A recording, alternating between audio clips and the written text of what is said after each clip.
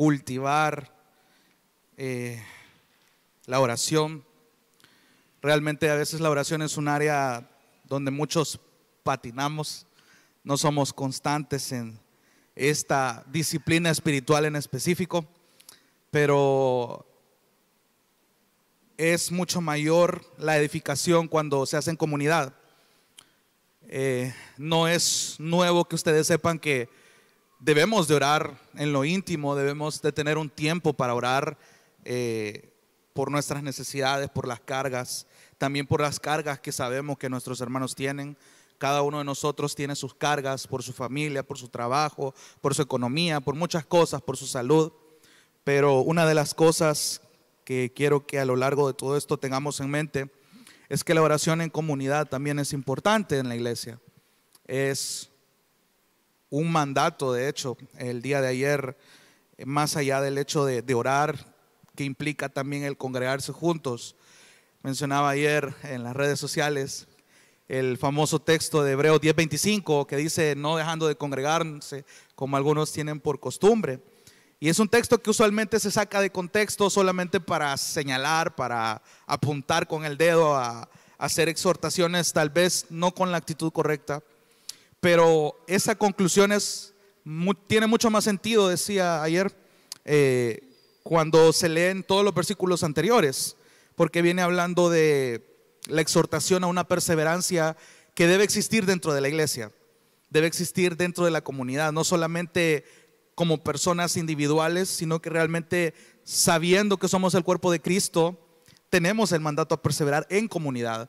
Si vemos que uno de los nuestros está quedando atrás, buscamos la manera de exhortarlos. Entendemos que no todos tenemos el mismo nivel de madurez, y precisamente en muchos pasajes de la Biblia Dios nos enseña que estas personas que son fuertes en la fe deben ayudar, deben animar, deben exhortar, si es posible jalar de cierta manera a estos hermanos que están débiles en la fe, hermanos que aún no han alcanzado esa madurez aún. Esa es la meta. Entonces tiene mucho más sentido cuando está esa exhortación. El autor de Hebreos dice: acerquémonos confiadamente, sabiendo que la obra de Cristo es la que nos permite acercarnos hoy, cuando antes no se podía. Antes no se podía presentarnos como lo estamos haciendo hoy. Se tenía que hacer toda una ceremonia completa, tenían que haber un sacrificio de animales. O sea, solo póngase en el contexto de ese entonces.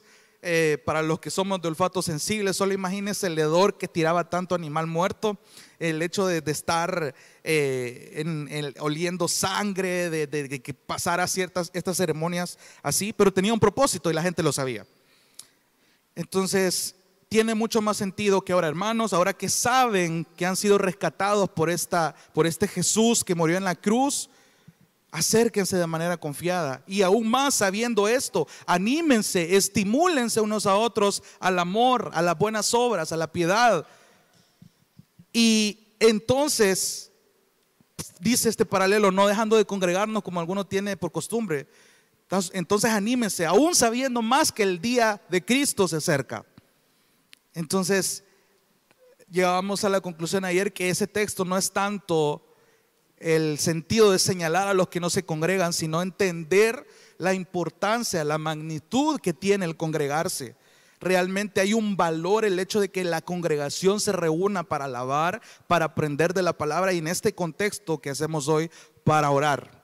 Tiene un valor todo lo que hacemos en la iglesia, tiene un valor todo lo que en comunidad hacemos, porque lo hacemos por una razón bíblica.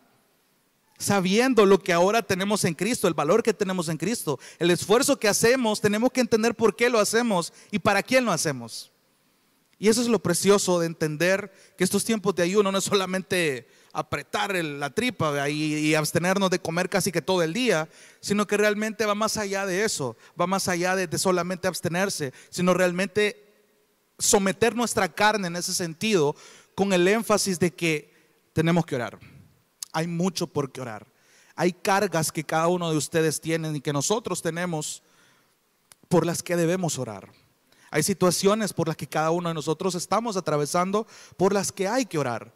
Hermanos, si usted no había entendido antes el valor de la oración, ya sea individual o de forma comunitaria, le animo a que podamos escudriñar las escrituras de cómo la misma Biblia nos enseña a orar. Jesús mismo nos enseñó a cómo orar.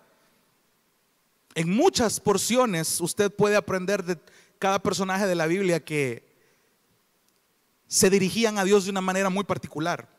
Personalmente existió un grupo de creyentes muy devotos llamados los puritanos, y los puritanos se caracterizaban por sus momentos de oración, por su manera de orar. Los puritanos fueron mayormente conocidos por tener un concepto de Dios tan sublime, tan alto, tan respetuoso, que lastimosamente a la iglesia le hace falta recuperar. Los puritanos dejaron un legado de oraciones. Hay un famoso libro que se llama El Valle de la Visión, que ejemplifica varias oraciones que estos puritanos hacían. Oraciones que realmente impactan la forma en la que estas personas, independientemente de la situación que atravesaban, se dirigían a Dios. Oraciones desde agradecimiento por las mañanas, desde agradecimiento por ser rescatado del pecado, oraciones de dolencias por la carga que el pecado causaba en ellos, y oración incluso por el hecho de existir plenamente en el Señor. O sea, increíblemente los puritanos eran personas muy emocionales. Ahora, quiero que tengan en mente que dentro del cristianismo, claro que es válido ser emocional, pero es un resultado de haber razonado lo que la misma palabra y el concepto mismo de Dios me enseña a mí. Yo no puedo reaccionar de una manera emocional así por así. Por eso es que hay muchas iglesias que tienen conceptos cerrados de Dios y solamente se dejan guiar por una alabanza bonita, que se dejan llorar, y hay muchas falsas enseñanzas que dicen que ay, yo me convertí al Señor por una alabanza, cuando realmente la misma palabra nos dice que lo que debe ser renovado primero es nuestro entendimiento.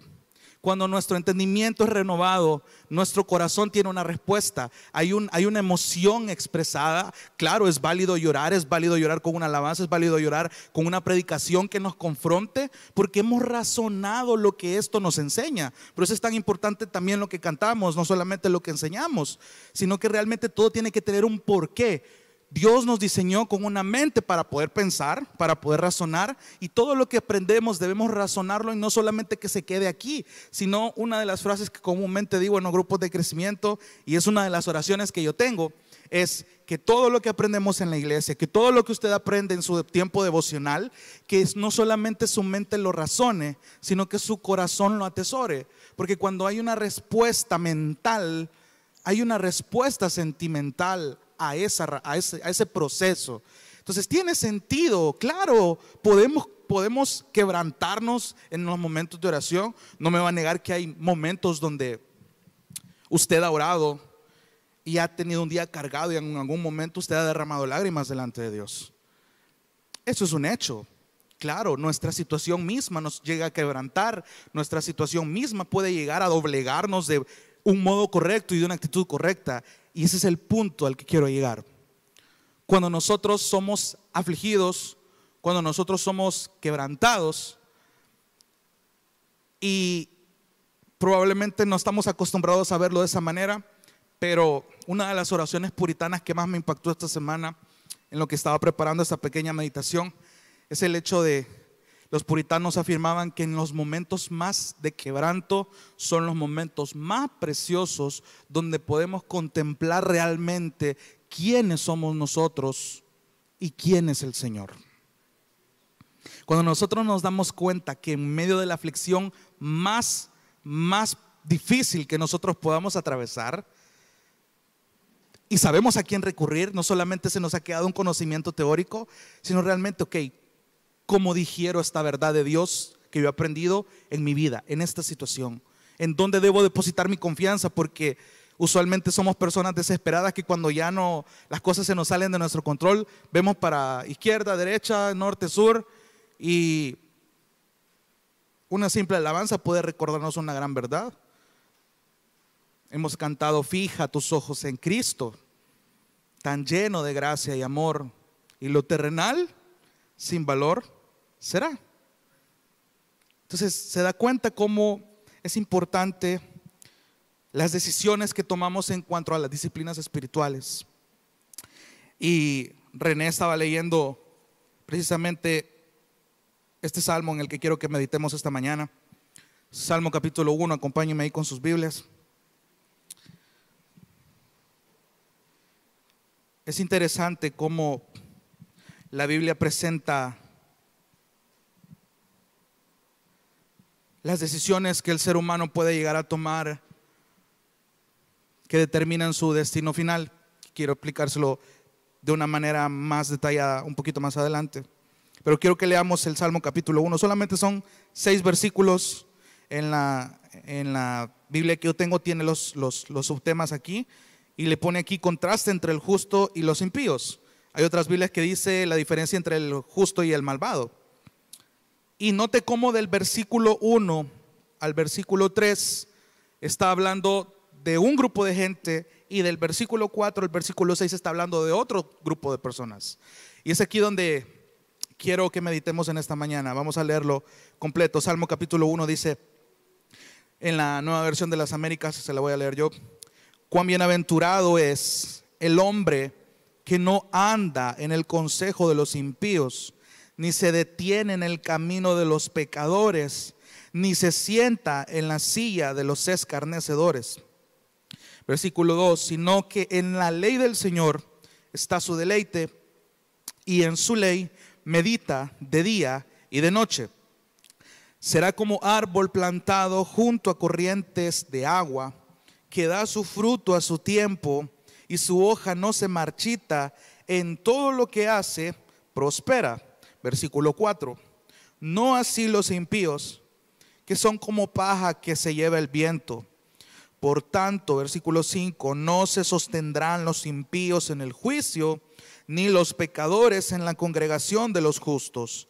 Porque el Señor conoce el camino de los justos, pero el camino de los impíos perecerá. Oremos brevemente. Gracias, Señor, por este tiempo que tú nos permites meditar a la luz de tu palabra.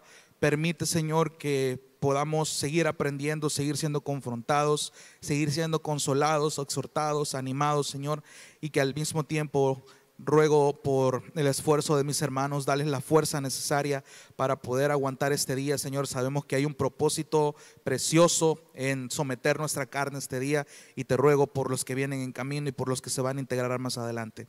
Gracias por los que van a ver la transmisión, y gracias porque todo lo hacemos para glorificarte. En el nombre maravilloso de Jesús hemos orado. Amén y amén. Dentro de las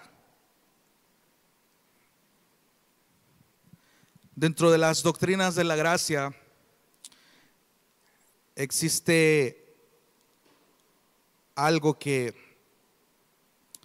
comúnmente llamamos la perseverancia de los santos. Y es interesante saber que hemos aprendido que el Señor a quienes elige los hace perseverar. Ha sido un enorme debate saber a dónde empieza la soberanía de Dios y hasta dónde termina, y a dónde comienza la responsabilidad del hombre. Sin embargo, hay muchos teólogos que dicen que es necesaria una con la otra, y se lo explico de la siguiente manera. Si yo afirmo que el Señor me escogió y me va a hacer perseverar, entonces puedo dar por sentado que no necesita que yo ponga de mi parte, no necesita ningún esfuerzo de mi parte. Pero si yo afirmo que todo es por mi esfuerzo y no está Dios en la ecuación de esta perseverancia, no tiene sentido, porque entonces toda esta salvación que afirmo creer dependiera únicamente de las obras que estoy haciendo aquí en la tierra. Sin embargo, aunque no hay un límite definido de dónde empieza una y dónde termina la otra, es importante las decisiones que tomamos. Es importante las decisiones que tomamos, no solamente en el ámbito terrenal, cuanto más en el ámbito espiritual.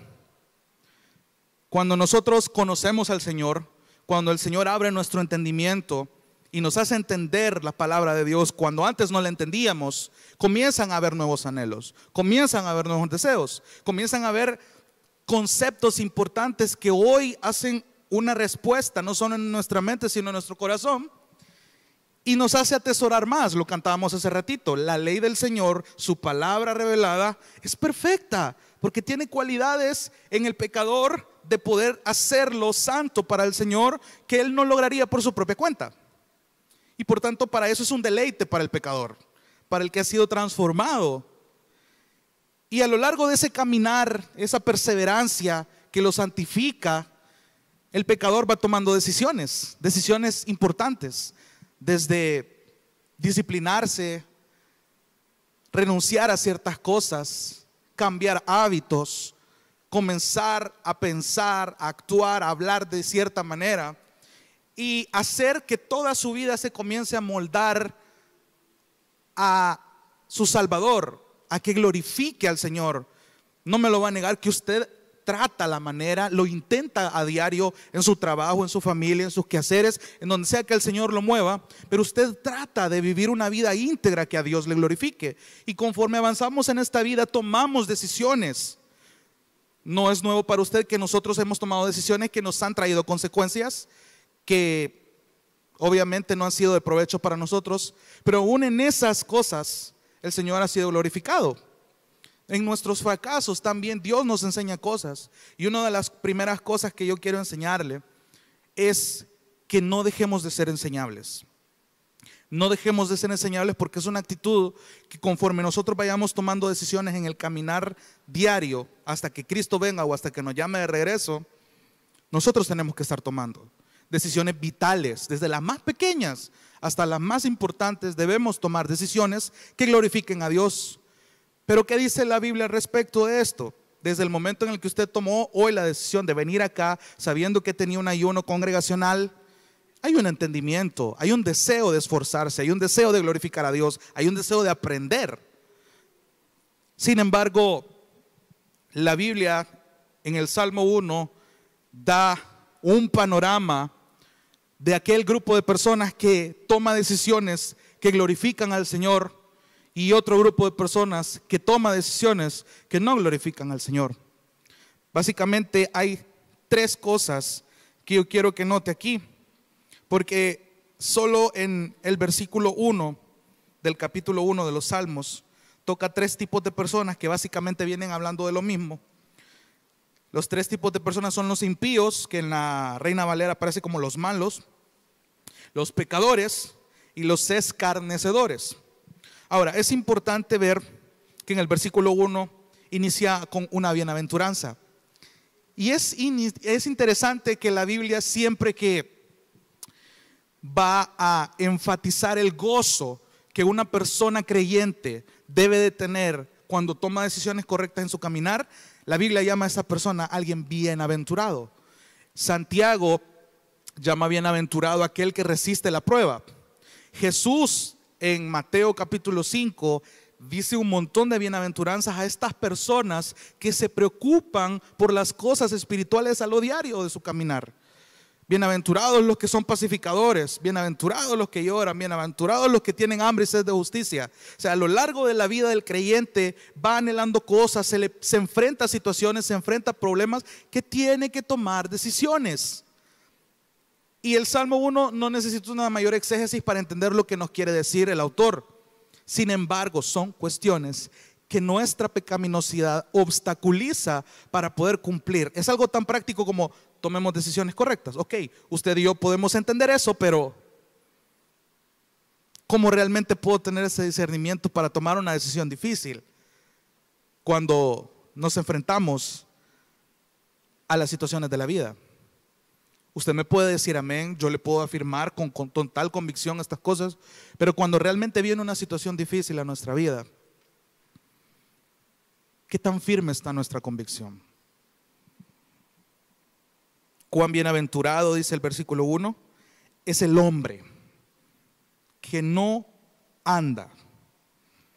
Es interesante porque la Reina Valera lo traduce como anduvo, y en la Biblia de las Américas lo traduce como anda. Hay una diferencia entre los tiempos de ese verbo, pero el énfasis es el mismo. Y tal vez como dato curioso, es que el idioma hebreo, en cuanto a los verbos, los verbos no son meramente explícitos en cuanto al tiempo, es decir, si está en pasado, si está en presente, si está en futuro. Usualmente el verbo en el idioma hebreo es contextual, es decir, va a traducirse según el contexto. Y en este caso, ambos tiempos en el verbo son válidos, porque la idea es que el hombre que toma la decisión de no andar es el bienaventurado, independientemente del tiempo en el que, el tiempo verbal en el que se conjuga esta palabra, la idea es la misma. Y eso es casi en la mayoría de los verbos en el Antiguo Testamento. Pero dice, cuán bienaventurado es el hombre que no anda o que no anduvo. Es decir, esto habla de una continuidad. Es bien interesante, hermanos, y no es la primera vez que se lo menciono cuando tengo la oportunidad de exponerles la palabra, pero es bien interesante cómo en la mayoría de verbos que quieren enfatizar un mandato, que quieren comunicar una idea, la mayoría de los verbos comunican una acción continua, ya sea para bien o para mal, porque a la Biblia le interesa que usted tome decisiones en su caminar, porque no solo se le va a presentar una vez en la vida, va a ser continuo. Continuamente usted va a tener pruebas, continuamente probablemente usted tenga momentos alegres. Dice Eclesiastés que todo tiene su tiempo. Por lo tanto, nosotros debemos tomar decisiones continuas que glorifiquen a nuestro Dios. Cuán bienaventurado es el hombre que ha tomado la decisión de no andar, de no ir detrás de no hacer caso a los consejos de los impíos. O en la otra versión, que no anduvo en consejo de malos. Ahora, para la Biblia, ¿qué es el consejo de los impíos? ¿Qué es el consejo de malos? Creo que esto no es nuevo para nosotros, es todo aquello que nos quiere incitar a ir en contra de lo que la Biblia enseña. Si lo trasladamos a nuestro tiempo, el consejo de los malos actualmente es, lo predicábamos hace poquito, que distorsionemos los roles que Dios ha hecho. Que el hombre deje de ser hombre, que la mujer deje de ser mujer, que los hijos se rebelen contra sus padres porque los tiempos son distintos. Que la sociedad se vuelva una anarquía total contra el gobierno. O sea, constantemente el consejo de los malos actuales es que usted vaya en contra de la Escritura. Y es natural, porque el hombre pecador toda la vida va a buscar ir en contra de lo que Dios es, de lo que Dios hace y de lo que Dios enseña.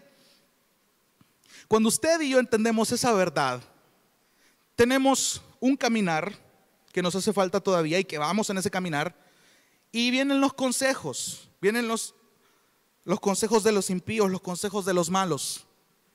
Y usted tiene que tomar la decisión basado en lo que usted ha aprendido y en lo que usted ha orado, en lo que usted ha meditado. Por eso es que es tan importante que usted y yo tengamos la disciplina, valga la redundancia, de ejercer estas disciplinas espirituales. Los medios de gracia, hermano, aprovéchelos, porque bueno, si bien hemos visto, la palabra es un medio de gracia, la oración es un medio de gracia, la iglesia es un medio de gracia, la comunión con los hermanos es un medio de gracia. Son 4 cosas que muchas veces no valoramos, que muchas veces no aprovechamos y que Dios ha puesto a nuestra disposición en este caminar para que tomemos decisiones. Y si usted comienza a aplicar estas cosas, la Biblia le llama bienaventurado, bienaventurada. Cuán bienaventurado es el hombre, aquella persona que no anda en el consejo de los impíos. Quiero que vaya adelantito al Proverbios capítulo 4, porque el hecho de andar en el consejo, o la palabra andar, anduvo, no es ajeno solamente a los salmos. Realmente Salomón también en sus proverbios tiene muchas de las ideas sobre andar, de que se refiere al caminar, de que se refiere al tomar decisiones. Proverbios capítulo 4, versículo 14, desde el 13, dice: aférrate a la instrucción. Y si vemos rapidito el contexto, es un padre hablándole a su hijo. Hijo mío, aférrate a la instrucción. Usted casi que en los primeros capítulos de Proverbios está la palabra hijo mío, hijo mío, hijo mío, hijo mío, hijo mío, hijo mío, porque es insistente. Versículo 13, aférrate a la instrucción, no la sueltes, guárdala, porque ella es tu vida. Versículo 14, no entres en la senda de los impíos, ni vayas, aquí lo traduce como vayas en la Biblia de las Américas, ni vayas por el camino de los malvados. Los padres que están aquí no me van a negar que el anhelo que ustedes tienen es que sus hijos permanezcan en un buen caminar, que no se desvíen, que no anden tras el consejo de los malos. Obviamente todos sus hijos, su familia, ustedes mismos, todos estamos expuestos a consejos de malos a diario, a escuchar consejos de familiares, de amigos, que muy probablemente sí tienen una buena intención de que nosotros tomemos decisiones. Ok, pero ¿qué me dice la Biblia de esto? Dice su palabra que en la multitud de consejos está la sabiduría. Ok, la sabiduría que yo debo de tener, que debo de pedir a Dios para escuchar estos consejos. ¿Y qué decisión voy a tomar que glorifique a Dios? Aun si eso me va a costar cierta comodidad para mí, aun si eso va a retar ciertas cosas o va a sacrificar ciertas cosas que a mí me van a doler. Y eso es a lo que yo quiero llegar. Tomar decisiones como no andar en el consejo de los malos es el primer paso doloroso que muchas veces como creyentes vamos a pasar. Sí, la Biblia nos da este consejo: bienaventurados ustedes que no andan en el consejo de los malos. Pero te va a doler tomar esa decisión,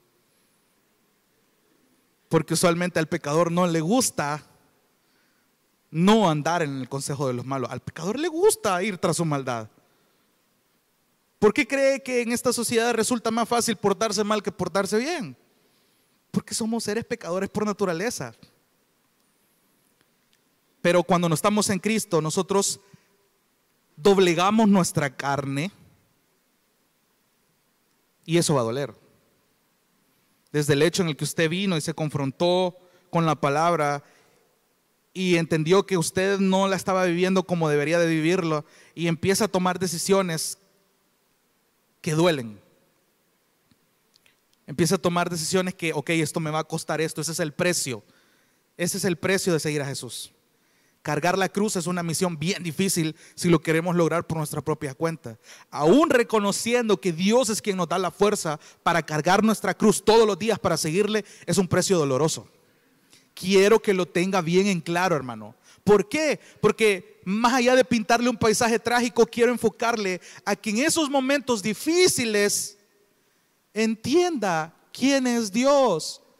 ¿Cómo es que los grandes héroes de la Biblia, los héroes de la Reforma, aquellos hombres pecadores que el Señor levantó en su tiempo para sufrir, al final, cómo es que en su peor momento se mantuvieron firmes?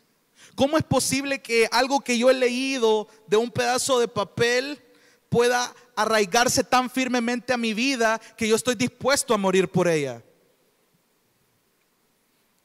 Esa es la decisión. Cuando yo entiendo el valor que va más allá del papel y la tinta que está aquí, se ejerce una convicción en mi vida por la que estoy dispuesto a morir, por la que puedo soportar que a diario yo cargue la cruz, me niegue a mí mismo y siga a Cristo. Qué glorioso saber que en mi peor momento, cuando más arrastrado estoy, reconozco que soy una basura, un gusano, un miserable, que hasta mismo Pablo lo afirmó. En su peor momento: Señor, ya quítame este aguijón, quítame este aguijón, quítame este aguijón. Y la respuesta del Señor, usted ya la conoce: bástate mi gracia. Yo esperaba que me mandaras dinero, Señor. Yo esperaba que me mejoraras la salud. Yo esperaba que me dijeran que sí en el trabajo. Bástate mi gracia. Cuando las cosas no salgan como usted le espera, recuerde ese texto. Y ese va a ser el gran consuelo para mi alma pecadora. Sí. ¿Por qué? Porque esto a veces no le impacta al cristiano. No dice: wow, qué gozo, qué alegría. Porque no hemos entendido el valor de la bienaventuranza que la palabra da a aquel que toma decisiones de no seguir consejos de malos. Los salmos, de hecho, es un continuo contraste entre lo que hacen los buenos y lo que hacen los malos. las decisiones que toman los malos, las decisiones que toman los buenos, y el destino que les espera a los malos y el destino que les espera a los buenos. No solo en los salmos, sino también en los proverbios. Los salmos son cómo las emociones humanas, desde la más gozosa hasta la más triste, pueden manifestarse con confianza delante de un Dios que entiende esas emociones. Y cómo yo lidio con esas emociones. Usted no me va a negar, David incluso, y este es mi salmo favorito, el Salmo 73. David dice: ya no aguanto. O sea, estuve a punto de tropezarme, parafraseándoselo, estuve a punto de tropezarme porque estaba viendo que los impíos prosperaban más que yo, que trato de hacer el esfuerzo toda mi vida de vivir una vida de piedad delante de ti, y veo que a este le va mejor y yo que estoy empeorando cada día. Entonces, ¿qué chiste tiene ser íntegro? De nada me sirve entonces ser íntegro, de nada me sirve santificarme en tus caminos. Casi tropieza mi alma por pensar así, dice David, hasta que entré a tu santuario y recordé cuál es el fin que a ellos les espera. Y entonces volví al gozo de mi salvación. Si David, siendo David, entendió eso y tuvo su desliz, ¿cuánto más usted y yo no necesitamos entender que la gracia de Dios es suficiente en nuestros momentos difíciles? A diario la cruz pesa, sí, hermano. A diario cuesta negarse a sí mismo, sí. Pero la gracia del Señor es completamente suficiente. Lo acabamos de cantar. Tu gracia es suficiente. Tu gracia es suficiente. Y porque tu gracia es suficiente, puedo cantar: bendito sea el nombre del Señor en todo tiempo. ¿Se da cuenta el peso de lo que cantó hace ratito? Que se haga tu perfecta voluntad. Muchas veces esa voluntad no nos va a gustar, porque no nos conviene, pero la palabra dice que la voluntad de Dios es buena, agradable y perfecta. Para mí probablemente no, para el Señor mismo, porque cumple sus propósitos y le trae gloria a Él. Cuando yo tengo eso en mente, puedo tomar decisiones, como regresa al Salmo capítulo 1, de que la Biblia me llame bienaventurado, porque entiendo el peso que tiene no andar en consejo de impíos, no andar en consejo de malos. Y aquí dice: ni se detiene en el camino de los pecadores. De hecho, bueno, de nuevo, el Salmo aquí está hablando de personas, de caminos y de un destino final. Bienaventurado el hombre o el varón, en la otra versión, que no anduvo en consejo de malos, ni se detiene en el camino de los pecadores. Básicamente aquí está reforzando la idea. Es decir, el varón que no escucha los consejos ni se detiene a desviarse de este caminar a este otro. Eso es lo que está diciendo el texto. Ni se detiene en camino de los pecadores. Muchas veces, amado hermano, cuando, no me lo va a negar, si usted examina las decisiones malas que tomó, que le costó muchas veces ciertas consecuencias en su vida, es porque usted se desvió de ese caminar. Algo tan sencillo como el hecho de que me fue mal por esto, me fue mal por esta decisión, me fue mal por escuchar a fulano, me fue mal por tener un concepto errado de mi autosuficiencia. Y esa es una de las cosas que más ataca nuestro orgullo, cuando creemos saberlo todo, cuando creemos tener la sabiduría necesaria para tomar decisiones sin consultar a Dios. Esto usted ya lo sabe, ya lo ha entendido, ya lo ha estudiado, lo ha escuchado en YouTube de otros predicadores, pero nos cuesta vivirlo.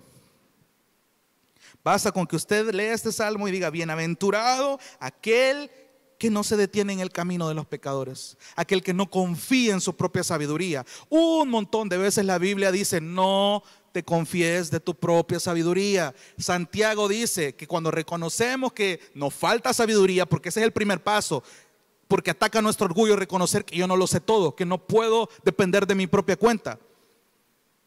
Y si alguno está falto de sabiduría, dice la palabra, pídasela a Dios. Él no te está pidiendo que le pagues impuestos por esa sabiduría. Pídala a Dios, el cual lo da abundantemente y sin reproche, y le será dada. ¿Cuántas veces a diario usted pide por sabiduría? ¿Cuántas veces usted ora por sabiduría? Me atrevo a decir que muy poco.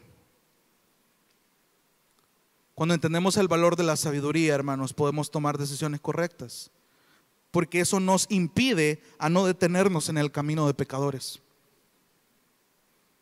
le ruego, le animo a que pida por sabiduría todos los días. En los grupos de las 7 de la mañana es algo por lo que yo animo a los hermanos a que pidamos a diario. Danos sabiduría, Señor, porque somos desesperados para tomar decisiones cuando la desesperación nos gana, cuando la impaciencia nos gana, cuando queremos resolver las cosas para ayer, y muchas veces el Señor ha determinado que este aguijón nuestro nos dure para largo, pero nosotros queremos resolverlo ya. Y la sabiduría no es solamente para salir de ese problema. Muchas veces la sabiduría es para cómo resistir dentro de esas pruebas. Hay un mal concepto de la sabiduría en las pruebas. Y eso también puede ser causa de detenerse en camino de pecadores. Y ojo con esto, amado hermano y hermana. Porque yo puedo orar por sabiduría, pero no la puedo aplicar bien a mi vida porque no tengo un concepto bien de la sabiduría. ¿Cómo yo puedo resistir esta prueba? ¿Cómo yo puedo no pecar contra Dios? Imagínense a Job. ¿Cuántas veces no fue tentado él a maldecir a Dios como se lo dijo a su esposa? Tenía aparentemente razones para hacerlo, pero no lo hizo porque tenía un concepto de Dios correcto. Tenía un concepto, tenía una sabiduría que él, estoy seguro, que pedía a diario. Y aún en los planes divinos, Job llegó a un punto donde fue confrontado por el Señor, y esa confrontación fue para bien. De nuevo, somos bienaventurados cuando resistimos esas cosas, cuando no andamos en el consejo, cuando no nos detenemos en el camino de pecadores. Y aquí dice, ni se sienta en la silla de los escarnecedores. En el idioma hebreo la palabra escarnecedor tiene la raíz en los que se burlan. Los escarnecedores son los burlones, aquellos que se mofan de los caminos correctos. En nuestra sociedad abundan los burlones, aquellos que no toman en serio la palabra de Dios, aquellos que no les interesa el cristianismo, aquellos que no les interesa la iglesia. Incluso dentro de los mismos creyentes no se toman en serio la palabra de Dios. Son burlones, la Biblia los llama burlones, son escarnecedores. Cuando la Biblia hace una figura de los que se sientan al lado de, está hablando de compañía, está hablando de influencia. Cuando yo me siento con una persona a comer, estoy compartiendo opiniones, estoy compartiendo cierto tipo de pensamientos a los que soy expuesto y a los que yo expongo a la otra persona. Cuando dice, bienaventurado aquel que ni siquiera tiene la compañía de esta gente que se burla de Dios, porque ha tomado la decisión de alejarse de estas personas. No me lo va a negar, hermano, que para muchos de nosotros han habido amistades que no aportan nada, y por más que nosotros hemos querido hablarles del Señor, estas personas no tienen el interés porque no lo toman en serio. Y a veces puede haber un arraigo fuerte por la amistad o por cualquier otra razón, pero si yo estoy exponiéndome a los burlones de alguna manera, yo puedo ser influenciado. Dice Miguel Núñez en este libro de Siervos para su Gloria, que cuando nosotros nos exponemos continuamente al pecado, comenzamos a desensibilizarnos. Ya el pecado ya no nos parece tan grave, ya el pecado ya no nos parece tan indignante. Tenga cuidado de desensibilizarse con el pecado, porque el pecado nos debe de cargar, el pecado nos debe de indignar, el pecado nos debe de aborrecer. Debemos aborrecer el pecado. Una de las cosas que Dios aborrece es eso. Y como hijos de Dios debemos amar lo que Él ama y aborrecer lo que Él aborrece. Ni se sienten en la silla de los burlones. Bienaventurado el hombre, la persona que no anda en el consejo de los impíos, que no se detiene, que no se desvía del camino de los pecadores, ni se acompaña de este tipo de personas que no tomen en serio. Y la mayoría de gente excluye a todas las personas que no están en la iglesia. No, hermano, dentro de la misma iglesia puedes encontrar este tipo de personas, y la misma Biblia te puede mandar a que tú confrontes a esas personas diciéndole, hermanito, tenés que tomar más en serio esto. Porque cuando un creyente se torna este tipo de personas burlonas, no toma en serio la palabra de Dios, no toma en serio la iglesia, no le da el valor correcto a congregarse, no le da el valor correcto a la intención de reunirse, a la intención de lo que hacemos acá. La Biblia lo llama burlón. Es interesante. Examinémonos si nosotros no somos ese tipo de personas.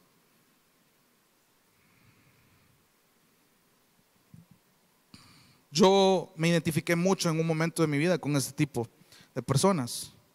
Aún estando en la iglesia, para ganar almas, yo hacía este tipo de chistes sobre Dios y llegaba a un punto donde perdí el enfoque de lo que debía hacer como gancho y al final terminaba hablando nada que ver a lo que pretendía hacer. Me estaba burlando de Dios, no tomaba en serio las cosas de Dios. Y es terrible las consecuencias que uno puede causar con esto. Bienaventurado las personas que toman las decisiones para glorificar a Dios. Ok, pero ¿de dónde viene eso? ¿Cuál es o sea, yo como pecador no puedo tomar la decisión solamente así por así, que un día estoy pecando y al día siguiente, bueno, hoy es un buen día para negar a Dios, hoy es un buen día para afirmarme en Dios, hoy es un buen día para pecar, hoy es un buen día para arrepentirme. No está hablando de eso. De nuevo, como lo que hablábamos al principio, yo razono, yo siento, yo acciono. Tiene un orden, tiene un sentido. Entonces, el hombre es bienaventurado por tomar estas decisiones por una razón y por una causa. Y la causa está en el versículo 2.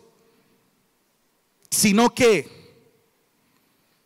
de nuevo, en el idioma hebreo, la palabrita para esta traducción, sino que, se puede traducir por qué. Es un porqué explicativo, es un porqué que explica una razón. Bienaventurado la persona que no toma estas decisiones, porque en la ley del Señor está su deleite. Todo lo bueno que la ley puede causarme a mí me va a inclinar a tomar acciones correctas.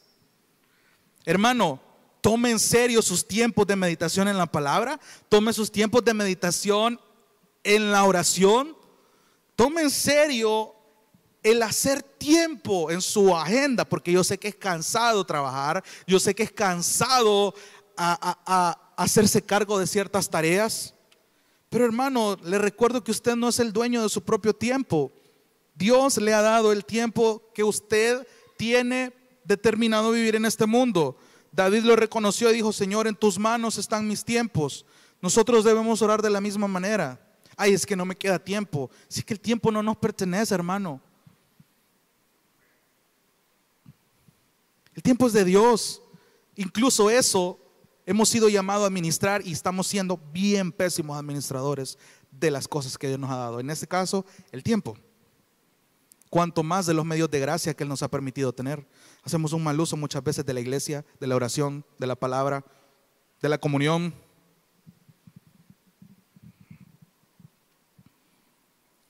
Cuando una persona tiene un deleite en la ley del Señor, le encuentra sentido a lo que está leyendo. No es necesario que usted tenga un máster en teología para que usted entienda este salmo. Ore por sabiduría. Señor, ¿qué quiere decir este texto? Pregunte a sus líderes. No entiendo este salmo. O sea, cuando realmente entendemos el peso de la palabra, va a provocar un deleite. Tiene sentido, la ley de Jehová es perfecta. ¿Por qué? Porque convierte mi alma. El precepto de Jehová es puro porque alumbra mis ojos, me da entendimiento que antes no tenía. Los preceptos de Jehová son verdad, todos son justos, aunque a mí no me parezca, pero es una verdad que está escrita desde la eternidad y hasta la eternidad. Es verdad, es justicia, aunque a mí no me guste, pero eso es lo que Dios dice en su palabra. Y eso debe provocar un deleite en mí. De hecho, uno de los mandatos que Dios le da a Josué: no se apartará de tu boca este libro de la ley, sino que de día y de noche vas a meditar en él. Hermano, ¿cuánto tiempo nosotros meditamos en la palabra de Dios a lo largo de nuestra semana? No le voy a preguntar a diario porque lo voy a afligir más. En la semana, ¿qué tanto tiempo usted le dedica a meditar? O sea, meditar no es estar a hacer esto y así en modo mariposa, sino que usted agarre un pasaje, que usted ande en la cabeza en ese pasaje en su trabajo. Ok, ¿de qué está hablando? ¿Quién lo escribió? ¿Para quién lo escribió? ¿Por qué lo escribió? ¿Y qué quiero aprender yo de aquí? ¿Qué necesito aprender? ¿qué Dios me está diciendo con esto?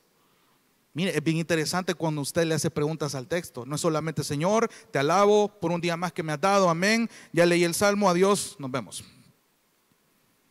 No es solamente eso. Por eso es que en la iglesia reconocemos que si bien solo tenemos 2 cultos a la semana, sabemos que el sermón del domingo no es suficiente. Pero la idea es que usted a lo largo de la semana medite en lo que el domingo aprendió, que lo que queda de la semana y el fin de semana medite lo que se predica el jueves, que muchos no le dan valor al sermón del jueves, ya vi. El sermón del jueves también tiene un sentido, que usted lo medite. Los sermones a los que usted se expone, medítelos a lo largo de la semana. Por eso es que se les hace el ánimo que apunten, a que lleven en su mente, en su corazón lo que se enseña. No solamente información, sino que procéselo, razónelo, vívalo. Porque ahí está el deleite del bienaventurado que toma decisiones correctas. Sino que en la ley del Señor está su deleite, y en su ley medita de día y de noche. Hay una continuidad. Otra vez, el verbo meditar es algo continuo. Está meditando constantemente, de día y de noche. No es que va a andar la Biblia usted así leyéndola en su trabajo todo el tiempo, sino que lo que usted ya leyó lo está procesando, lo está meditando. No lo suelta, como cuando las abuelitas están en otro lugar, híjole, se me quedaron los frijoles en la olla, se me quemaron. Anda en otro lugar, pero está pensando en los frijoles. Tal vez el ejemplo es muy burdo, pero es una manera similar de cómo usted debe andar en la mente de la palabra de Dios. Eso se llama meditar. Es algo tan sencillo como eso. El Salmo 119 es por excelencia el salmo que más exalta el valor de cómo esta ley debe ser un deleite para el creyente. Y le animo, no vamos a leerlo todo obviamente, pero sí me interesa la primera sección de este Salmo 119. Salmo 119. Póngale atención a todo lo que vamos a leer a continuación y examínese si yo estoy siendo inclinado a tener este tipo de expresiones en mi vida. ¿Cuántos de nosotros podíamos expresarnos de la ley de Dios como lo hace este salmo? Y si no, sería un buen modelo a seguir para que usted lo incluya en sus oraciones. De la manera en la que los puritanos entendían el Salmo 119, increíble. De esa misma manera nosotros podemos aprender de este texto. Salmo 119, lo leo. Póngale atención a cada expresión. Cuán bienaventurados, ojo, note, cuán bienaventurados son los de camino perfecto, los que andan en la ley del Señor. Cuán bienaventurados son los que guardan sus testimonios y con todo el corazón lo buscan. No cometen iniquidad, sino que andan en sus caminos. Tú has ordenado tus preceptos para que los guardemos con diligencia. Ojalá mis caminos sean afirmados para guardar tus estatutos. Entonces no seré avergonzado al considerar todos tus mandamientos. Con rectitud de corazón te daré gracias al aprender tus justos juicios. Tus estatutos guardaré. No me dejes en completo desamparo. ¿Cómo puede el joven guardar puro su camino? Guardando tu palabra. Con todo mi corazón te he buscado. No dejes que me desvíe de tus mandamientos. En mi corazón he atesorado tu palabra para no pecar contra ti. Bendito tú, oh Señor, enséñame tus estatutos. He contado con mis labios de todas las ordenanzas de tu boca. Me he gozado en el camino de tus testimonios más que en todas las riquezas. Meditaré en tus preceptos y consideraré tus caminos. Me deleitaré en tus estatutos y no olvidaré tu palabra. ¿Cuántos olvidamos la palabra del Señor a veces, hermanos?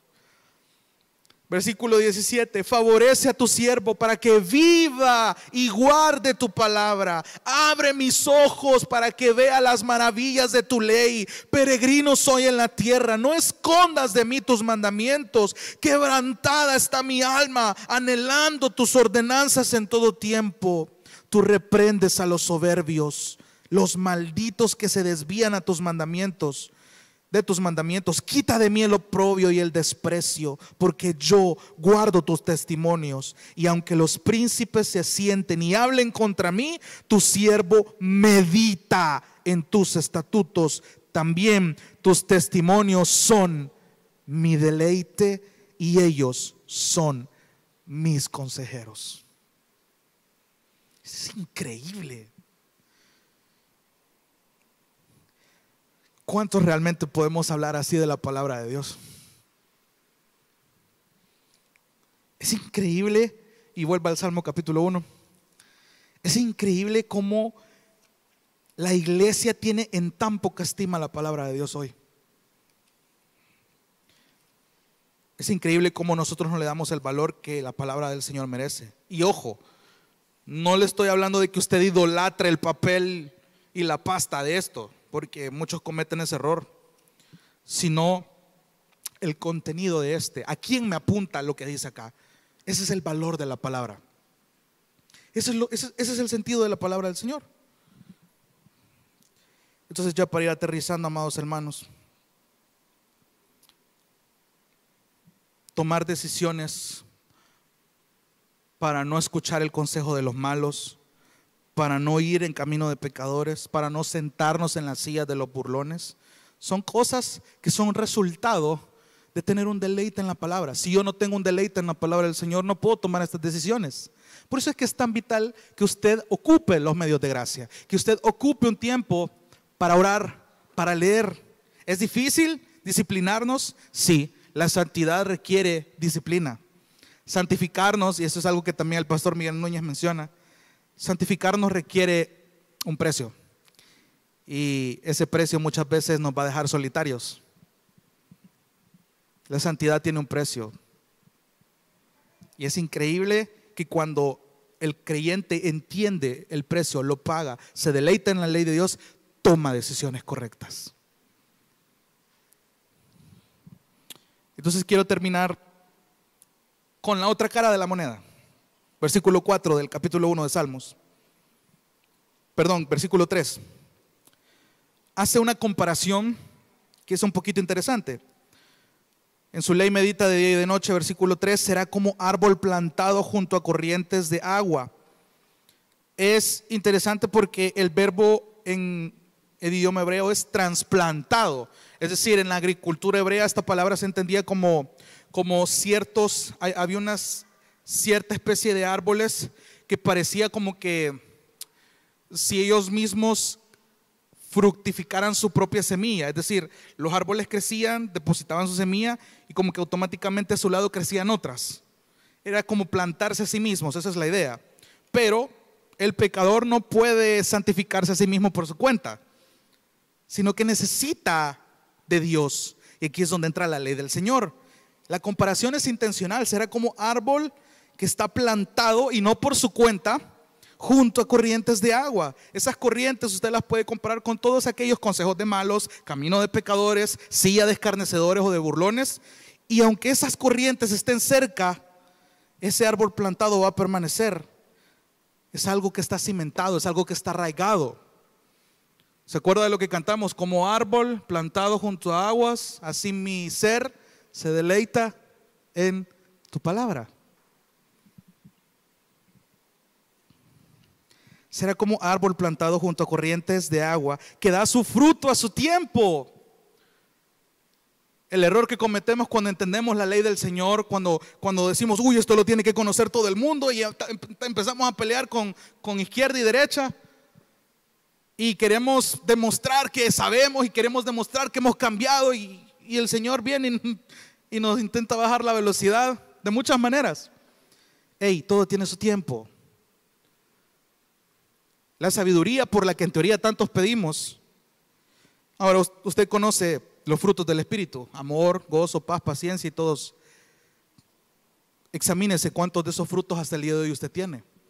¿Cuánto ha orado usted por esos frutos? Amor bíblico, gozo del bíblico, paciencia, bondad, fe, dominio propio. Esos frutos debemos anhelarlo, porque en su tiempo, si somos constantes en esto, Dios nos los va a dar. Y no me va a dejar negar que muchas personas en la iglesia o ajenas a ella son edificadas por estos frutos. Nuestra propia familia, nuestra propia vida es edificada y da gloria a Dios cuando estos frutos son evidenciados. Que da su fruto a su tiempo, su hoja no se marchita, su hoja no cae, en todo lo que hace prospera. Es bien curioso cómo muchos predicadores de la prosperidad se agarran de este texto para decir: hermano, ya ve, aquí está su bendición. Si usted sigue en esto, usted va a prosperar. Pero aquí está hablando de una prosperidad espiritual. Así de sencillo, no necesita mayor interpretación. Está hablando de una prosperidad que es producto de deleitarme en la ley del Señor y tomar decisiones correctas. Contrario a lo que enseña el resto del texto. No así los impíos, que son como la paja. Bueno, la Reina Valera dice el tamo. No sé si es como la bolita de paja que sale en las películas del oeste, con la musiquita aquella, que es como el tamo que se lleva el viento. Es decir, se dejan llevar por cualquier locura que les aconsejan. Por tanto, ese tipo de personas en el día final no van a permanecer. Y quiero terminar ya con el último versículo. Ni los pecadores en la congregación de los justos. Estas personas no van a permanecer por sí solas porque no se deleitan en la ley y por lo tanto no toman decisiones correctas, y por eso en el día del juicio ellos van a ser condenados. Pero me llama la atención esa última palabrita en el versículo 6, porque el Señor conoce el camino de los justos, pero el camino de los impíos perecerá. La palabra conocer va más allá de saber, sino que conocer habla de una intimidad para con los suyos. El Señor conoce quienes le buscan de manera genuina. El Señor conoce quienes realmente están batallando con su propia naturaleza para aguantar y para resistir. De hecho, en el Nuevo Testamento es usado de manera contraria. Cuando el Señor dice: apártense de mí, nunca los conocí. Entonces, hermano, el Salmo 1 nos enseña que cuando nos deleitamos en la ley de Dios, podemos tomar decisiones correctas para la gloria de nuestro Dios, sea cual sea la circunstancia que estemos pasando. Que nuestra oración entonces sea que la ley se vuelva un deleite. Lea el Salmo 119, léalo, y se va a dar cuenta si realmente está deleitándose en la ley del Señor o no. Vamos a orar. Gracias, Señor, porque tú has sido bueno. Gracias, Señor, porque hay un deleite que nosotros anhelamos. Ruego, Señor, que ese deleite se mantenga en nosotros, y que si no lo tenemos realmente como pensábamos, que nos ayudes, Padre, realmente a poder anhelarlo. Ayúdanos en este tiempo, en este día de ayuno, Señor, que meditar en tu palabra, que orar en comunidad, que ser expuestos a la palabra, Señor, que cantar tus verdades sea un deleite para nosotros, no solamente del diente al labio, Señor, sino que nuestro corazón pueda realmente regocijarse en tu palabra. Gracias por este tiempo, Señor. Ponemos el resto de este día en tus manos, en el nombre de Jesús. Amén.